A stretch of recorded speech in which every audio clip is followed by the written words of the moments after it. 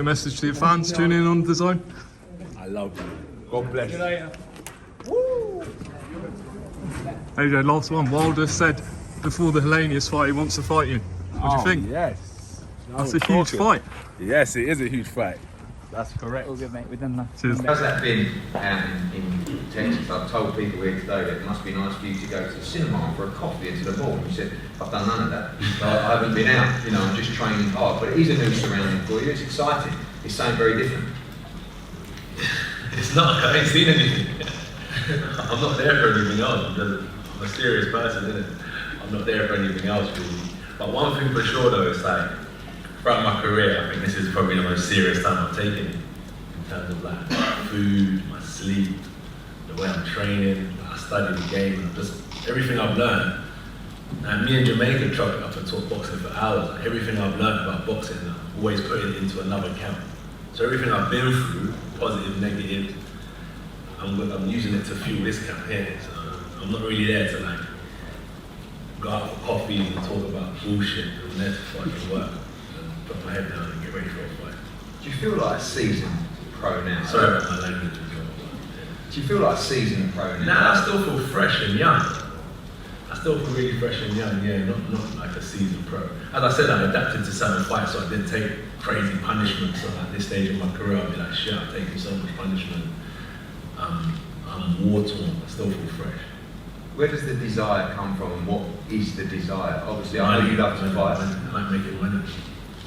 Straight up, like this is a prize fighting sport. Like I've been broke, my family's been broke. I know what this shit means, and I do it like because I'm good at it and I hustle hard. And when it's all said and done, no one will care about me anymore. So I've got to make the most of it while I'm here. And you're still in love with the sport of boxing? I mean, you've given so much back. I know what it did for you as a kid. Well, there's a difference. So what happened is, people say like, question where people's heads at. Like, is his head in the game? But like, that's one thing. I think waking up every day is just a normal everyday thing, right? You don't think about it. So going to the gym for a fight is just a normal everyday thing. So many fighters go to the gym every day. But there's a difference when you put your heart into it. And I've had to kind of get rid of a lot of distractions and things in my life so I can put my heart back into the game. Because I always built businesses outside of boxing because of the fear that, you know, going back to square one. So I always tried to build an empire. But when it's all said and done, I'll never be able to look back and say I made stupid decisions. But I made a conscious decision last year to step back and just put my heart into boxing and nothing else. So yeah, I've got definitely got that fire there. And that's important for a fighter to have that. You know, you've achieved so much. You've got the belts. You've got the legacy. You've made money in the sport.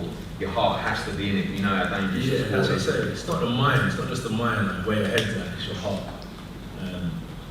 It's like being in a relationship. If your heart ain't in it, it's no good. You just wake up with your partner every morning, but if your heart's in it, it's a different kind of relationship. So, yeah. With that being said, the relationship you have with your job, the relationship a fighter has with their sport, they need to have their heart in it if they want to get to the top. Talk about this man on my left before we wrap up. You were there at ringside. We were talking throughout the fight. You were impressed with what you saw. A smart fighter, good defence, good tank, good engine, good chin. This is a real test. Yeah, I watch him. I compare him to some old school fighters. I compare him to, we compare him to fights that we watched back in the day to now.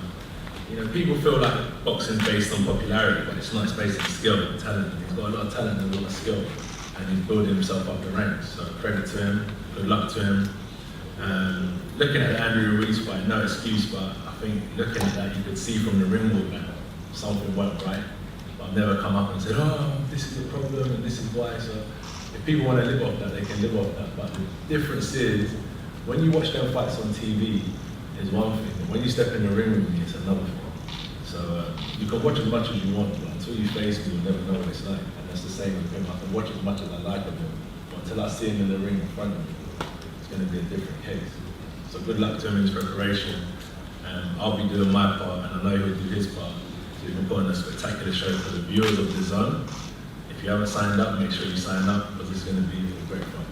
And last question, when you made that ring walk and going into the fight, all the pressure that you've had over the years? Is it just another fight? There's a lot of people saying that a lot is on the line for you on April 1st, but for you it's just business as normal. There is pressure in this fight. No pressure. Never like, my own expectations is my pressure. But pressure is like, as I said, being broke, worrying about your bills. That's pressure. Like, look what's happening in Syria and in Turkey, and the earthquake that's happened. Being in that environment is pressure. Me going to a fight and going to the gym is a blessing. No pressure on myself. Well, I can't wait to see you back in the ring. April the 1st, live on the zone around the world from the O2 Arena. Tickets on sale now, going very, very quickly. They won't be available for long at all. I want to thank everybody for attending today. Thank you for AJ and Derek James for flying in from the States, as did Jermaine Franklin and the Dimitri Salita, the two-time world heavyweight champion, Olympic gold medalist, back in action, potentially the most important phase of his career. Don't miss it, April the 1st, O2 Arena.